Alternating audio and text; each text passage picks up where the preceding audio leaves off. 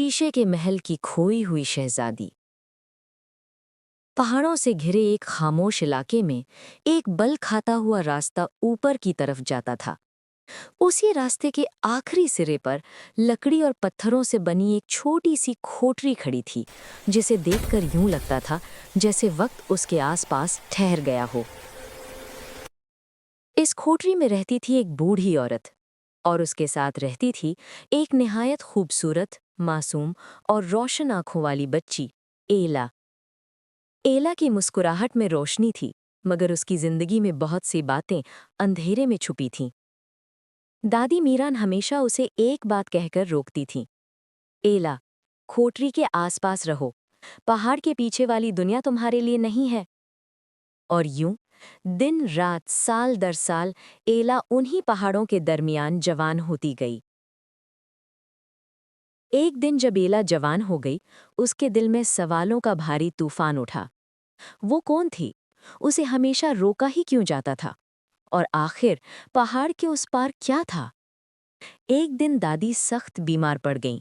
दादी के लिए पहाड़ी से नीचे उतरकर घर का सामान लाना मुश्किल था। घर में पानी भी खत्म हो चुका था, जिसके लिए अब एला को ही नीचे जाना था। और इसके लिए उसे दादी के सोने का इंतजार करना था, क्योंकि वो जानती थी कि दादी उसे हरगिज नहीं जाने देंगी। दादी की जैसे ही आंख लगी, एला ने पानी की बाल्टी उठाई और बाहर आ गई। वो धीरे से पहाड़ी रास्ते से नीचे उतरने लगी। हवा में हल्की सी सनसनाहट थी। एला के दिल में खौफ भी था, मगर एला चलती रही। चलते चलते अचानक उसकी नज़र एक पहाड़ पर पड़े बड़े जगमगाते दरवाजे पर जा ठहरी।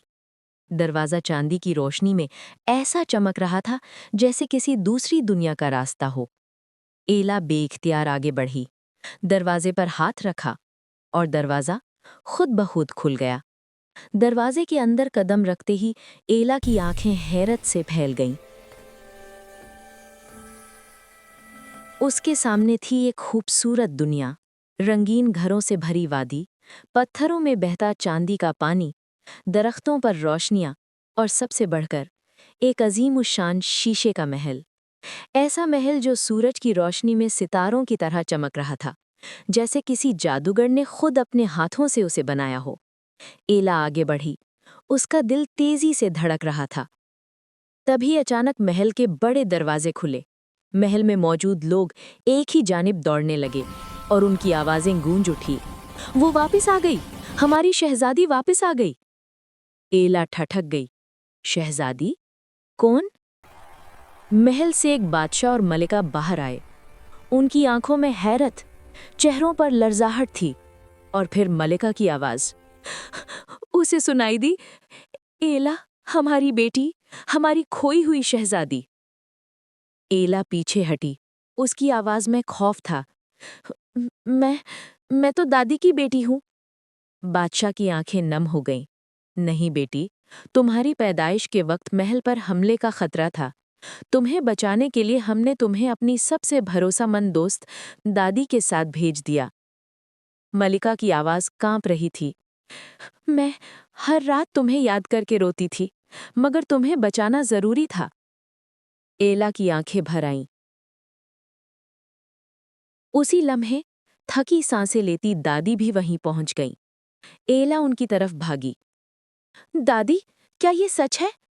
दादी ने नरमी से उसके सर पर हाथ रखा। हाँ बेटी, मुझे तुम्हारी हिफाजत का वादा दिया गया था। तुम छोटी थी, दुनिया जालिम थी, इसलिए तुम्हें छिपा दिया गया। एला को शाही लिबास पहनाया गया। पूरा महल खुशी से जगमगा उठा, मगर एला का दिल अब भी पुरसुकून नहीं था। महल की शान शौकत एक तरफ, लेकिन उसकी यादों में वो छोटी खोटरी, वो चिराग, वो खामोश रातें और दादी थीं। बादशाह ने पूछा, बेटी, क्या तुम हमारे साथ रहोगी? एला ने गहरी सांस ली और मुस्कुराकर कहा, हाँ, रहूंगे, लेकिन दादी के बिना नहीं। वो सिर्फ मेरी मुहाफिज नहीं, मेरी माँ की तरह हैं।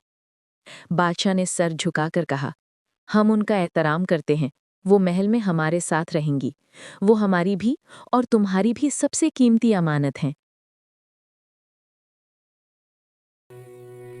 यूं शीशे के महल की खोई हुई शहजादी एला अपनी असली दुनिया, अपने माँ बाप और अपनी सच्चाई तक पहुंच गई।